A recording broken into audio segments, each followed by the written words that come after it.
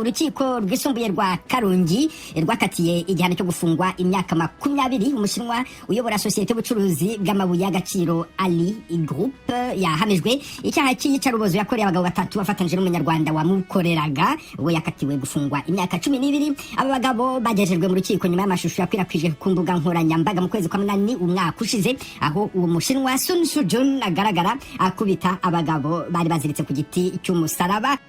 Biriya gereza yo mushinwa n'afunga twumvise ko bamuhanye twagishimye kuko leta y'u Rwanda twabonye kwitavuga kuko yaratubwiraga ngo abantu bamusemuraga baraza bakavuga ngo yemerewe no kwica n'abantu 10 yabica. Ubu ni Bikorimana Jean Claude umwe mu batuye sosiyete ya Group icukura amabuye y'agaciro ikorera mu murenge wa Mukura mu karere ka Rutsiro intara y'Uburengerazuba, we n'abandi baturanye bavuga ko bishimiye kuba urukiko rwerekanye ko umushinwa Sun Sujun wakatiwe gufungwa imyaka 20 azira gukubita no gukomeretsa atari hejuru y'amategeko. Kuba uyu munyamahanga yahana bigaragara yuko ubuyobozi bwakangutse.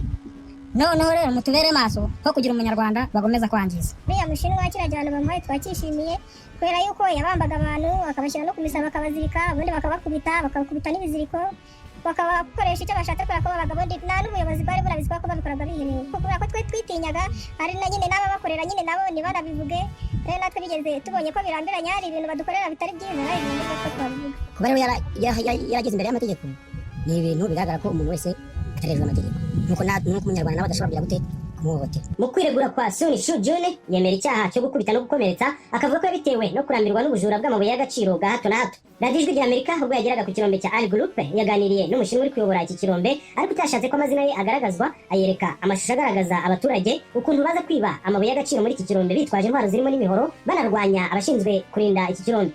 I'm very afraid because I can't to nearby them because they have knife.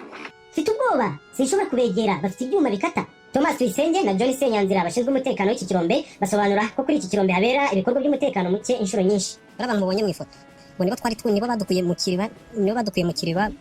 kiriba nyine baza baratuzana batugeza hano bafite umuhoro bashaka kudutema, ubwo nyine turiruka baradutera n'amabuye bigenda kuriya nyine baka nyine badutemye nyine hariya.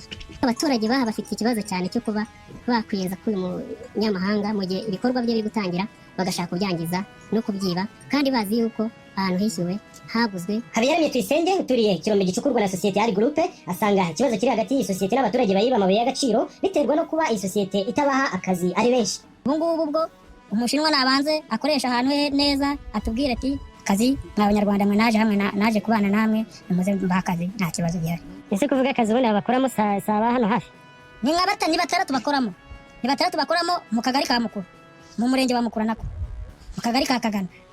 Gusa abantu batandatu abo nibo bazaba muri aka kagari bonyine. Ku kibazo kimaze kuvugwa na Tuyisenge cyo kuba iyi sosiyete idaha abantu benshi akazi bikaba bishobora kubateranya n'abaturage, umukozi w'iyi sosiyete we siko abibona. If I can't give you job, you want to kill me.